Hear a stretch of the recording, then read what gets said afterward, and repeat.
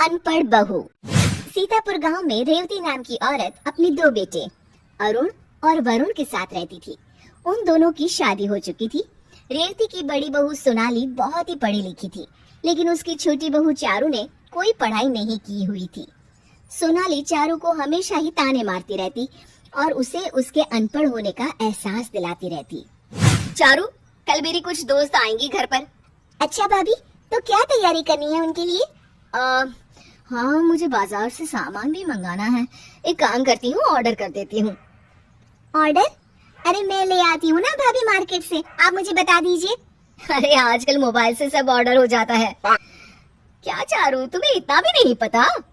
नहीं भाभी, पर आप सिखाओगी तो मैं सीख जाऊंगी। तुमने पढ़ाई लिखाई तो की नहीं, ये सब क्या सीखोगी तुम, छोड़ो। चारू सोनाली की बातों से काफी दुखी हो जाती है और पार्टी की तैयारी में लग जाती है। अगले दिन सोनाली की सहेलियां उसके घर आती हैं। पार्टी चल रही होती है और सोनाली जानबूझकर चारू को अपनी पढ़ी लिखी इंग्लिश बोलने वाली सहेलियों से मिलवाती है। Richa, she's Charu. She's my brother-in-law's wife. Hi Charu, how are you? Charu को रीचा की बातें समझ नहीं आती, पर वो फिर भी बात करने की कोशिश करती है। मैं fine, you? Yes, I'm good too. So what you doing these days? माफ कीजिएगा, मुझे अंग्रेजी भाषा नहीं आती। Oh, I'm really sorry, Charu. Sonali को चारू की बेइज्जती होते देख बहुत अच्छा लग रहा होता है, पर चारू को बहुत ही शर्मिंदगी महसूस होती है। किचन में चारू बहुत उदास खड़ी होती है, तभी उसकी सास रेवती उसके पास आती है। क्या हुआ बहू, तू इतनी उदास क्यों खड़ी है? कुछ नहीं मम्मी जी, वो सोनाली भाभी की पार्टी चल रही है ना बाहर, मुझे समझ ही नहीं आ रहा कि किससे क्या बात करूं। अरे बहू, इसमें समझ न आने वाली बात क्या है? चलो हम दोनों चलते हैं, इससे तुम्हें बुरा भी नहीं लगेगा। नहीं माँ जी, रहने दीजिए, सोनाली भाभी को शर्मिंदा होना पड़ेगा मेरी वजह से। चारू वहाँ से चली जाती है।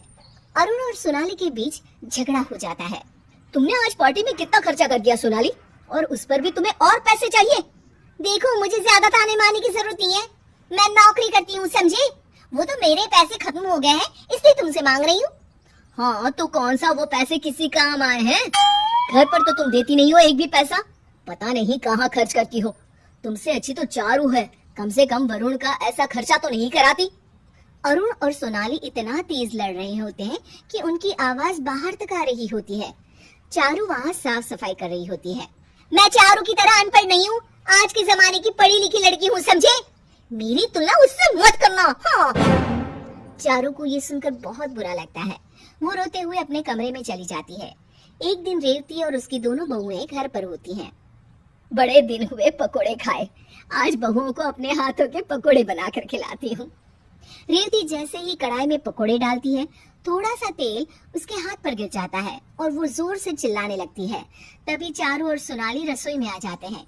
सोनाली को समझ नहीं आता कि क्या करे, पर चारू जल्दी से फ्रिज से ठंडा पानी निकालती है और रेवती के हाथ पर डालने लगती है। मम्मी जी, ये हाथ को आप सीधा रखिए, मैं पानी डाल रही हूँ। अरे ये क्या कर रही हो तुम? इससे मम्मी जी के हाथ में छाले नहीं पड़ेंगे, और आप ना जल्दी से डॉक्टर को फोन लगाइए। हाँ। सोनाली डॉक्टर को फोन लगाती है और डॉक्टर घर पर आते हैं। वे रेवती के हाथ पर दवाई लगाते हैं और कुछ दवाई भी लिख कर देते हैं। ये दवाई आप ले आइएगा अभी ही। जी डॉक्टर, आपकी फीस? 2000।